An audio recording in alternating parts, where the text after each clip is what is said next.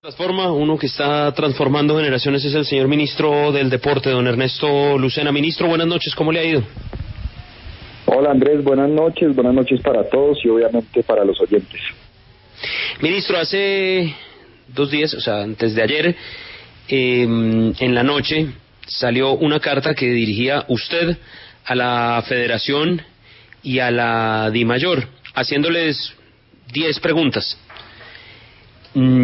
Quiero preguntarle, uno, si ya se las respondieron, y dos, si ha quedado usted satisfecho con las respuestas, porque a mí hubo un par de puntos ahí que me preocuparon en particular, pero quiero preguntarle, uno, si ya tiene respuesta, y dos, si queda usted satisfecho con las respuestas.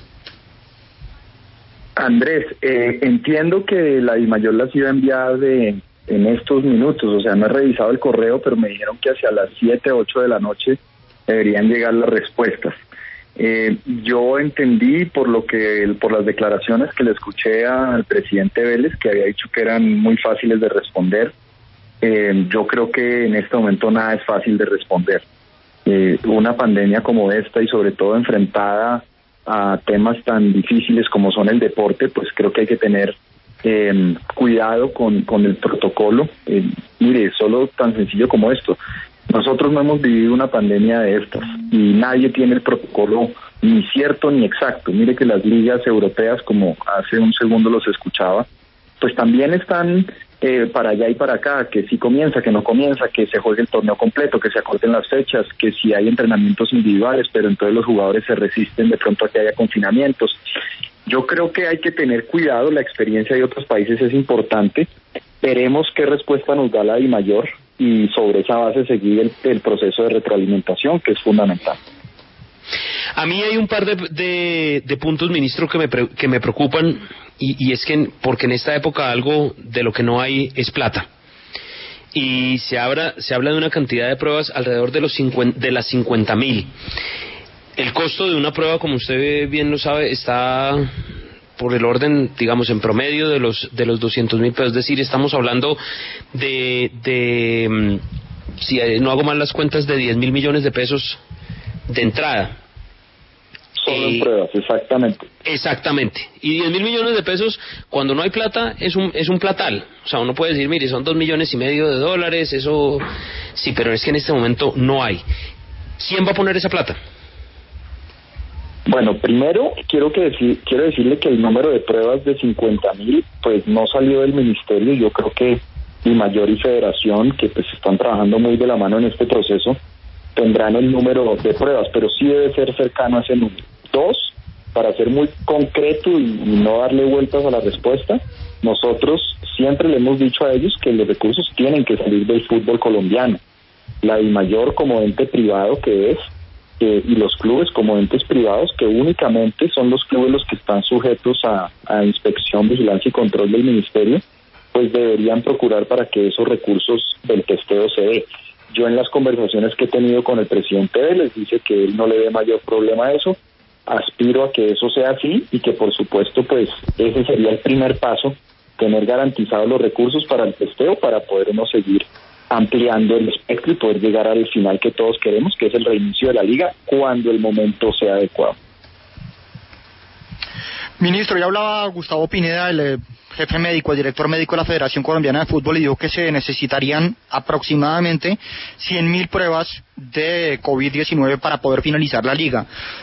Por supuesto, uno de los ítems en los que todo el mundo tiene dudas, y sobre todo teniendo en cuenta cómo está la liga, es cómo afrontarían estos gastos la DIMAYOR. Pero ¿es posible creer que pueda afrontar estos gastos cuando equipos como el Deportivo Pasto ya han suspendido los contratos, o equipos como el Cúcuta Deportivo pidieron poder suspender los contratos de sus jugadores debido a que no tienen cómo pagarlos?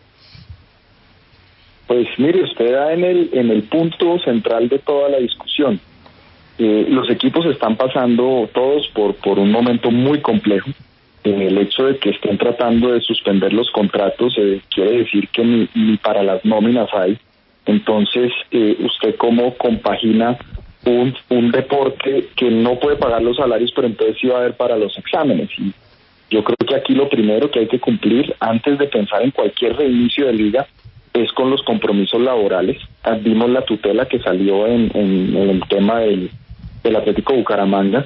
Yo creo que ahí es importante decir que ese juez, pues, de algún modo está sentando un precedente frente a la suspensión de contratos.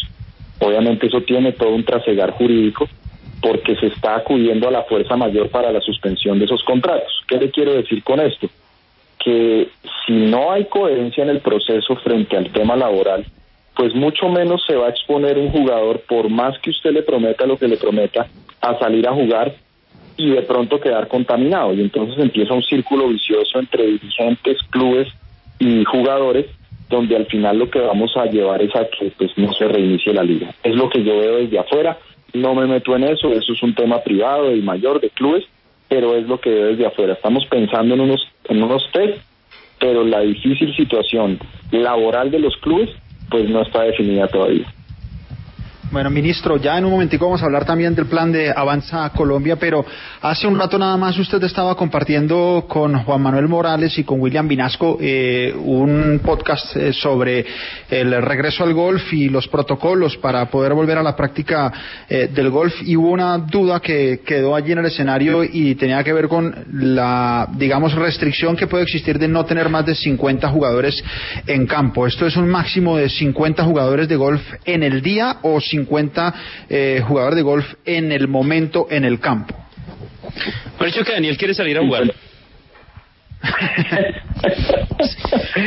Daniel, mire, la Federación de Golf pasó un protocolo donde lo que nosotros entendemos es que no puede haber más de 50 jugadores.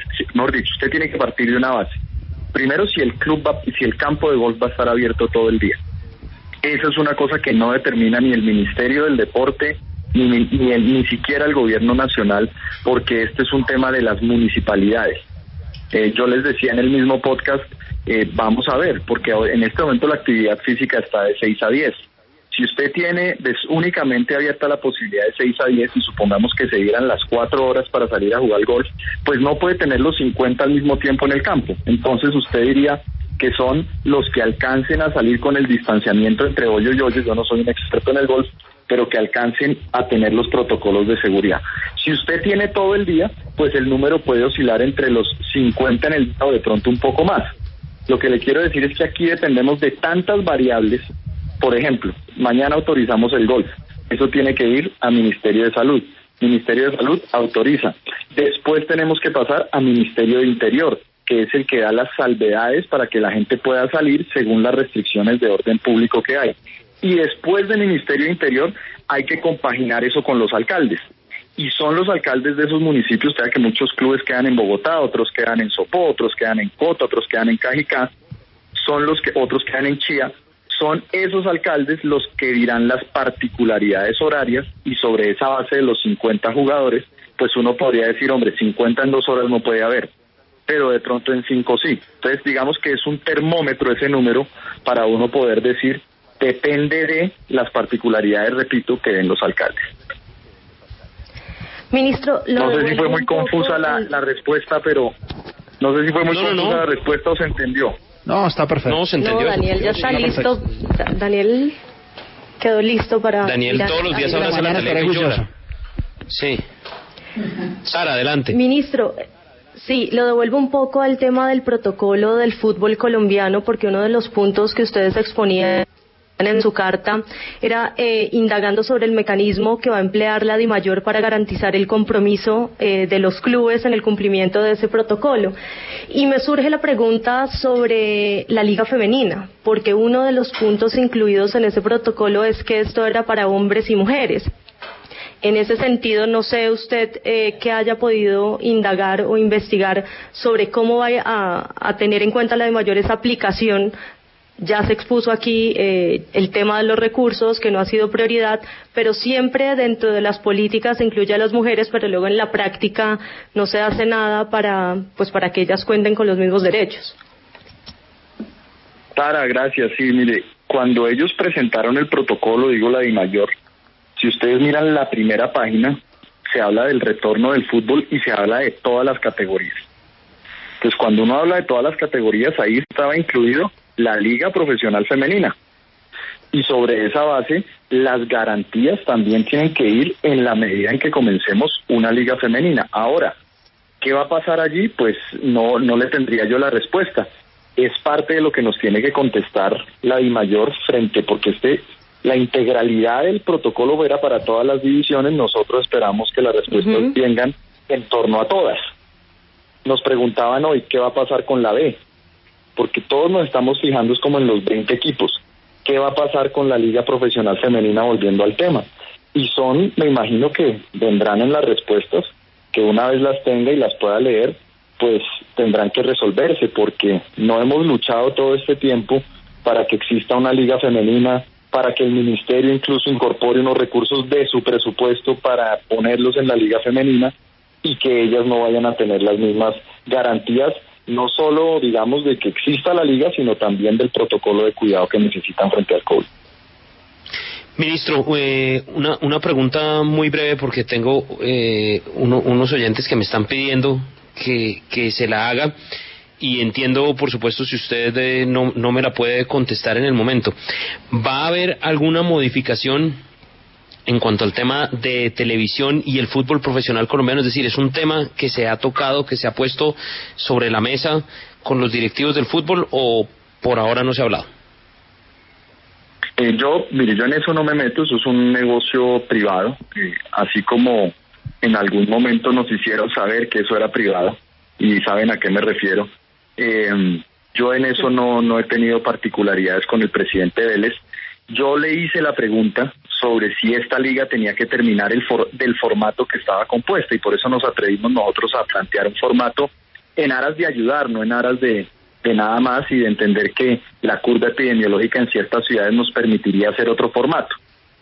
Yo entiendo que frente a la televisión ellos tienen que terminar el formato de torneo que llevan, porque está en las cláusulas contractuales, y por lo tanto, pues, de eso nosotros como gobierno pues no podemos meternos. Eso es una negociación que ya está hecha y sobre la cual la DIMAYOR tomará las decisiones con los clubes.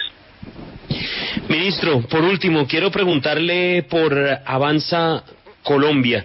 Es un programa del ministerio que busca precisamente apoyar el deporte. Además se han buscado o se han unido al Banco Agrario para generar una línea de crédito para deportistas y personas que trabajan en actividades relacionadas con el deporte, y por supuesto me imagino yo, y hacia allá va la pregunta, esto es dirigido hacia la base, es decir, los profesores, los cadis, la gente que está en la base del deporte.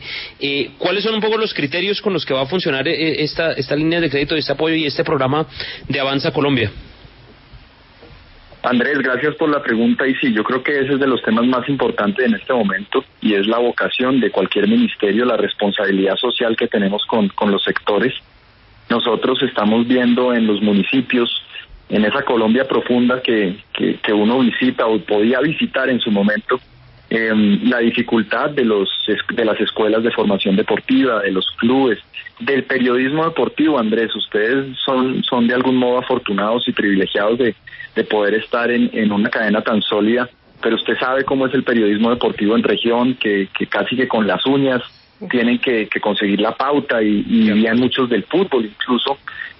Yo creo que esa línea de crédito, que es de 25.000 millones en esta fase, lo que buscamos es poder apoyar con créditos a personas naturales hasta de 25 millones de pesos, y a personas jurídicas, es decir, empresas pequeñas y medianas, hasta de 200 millones de pesos. Le quiero contar que ha sido un éxito total. Hoy hay solicitudes por más de 20.000 millones de pesos en diferentes, entre personas naturales y jurídicas, desde periodistas, entrenadores, docentes, todos los que tengan afinidad con el deporte, y por eso quería aprovechar para hacer la cuña acá, que también el periodismo deportivo ha sido cobijado con este crédito.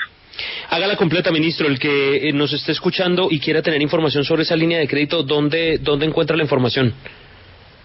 Bueno, muchas gracias.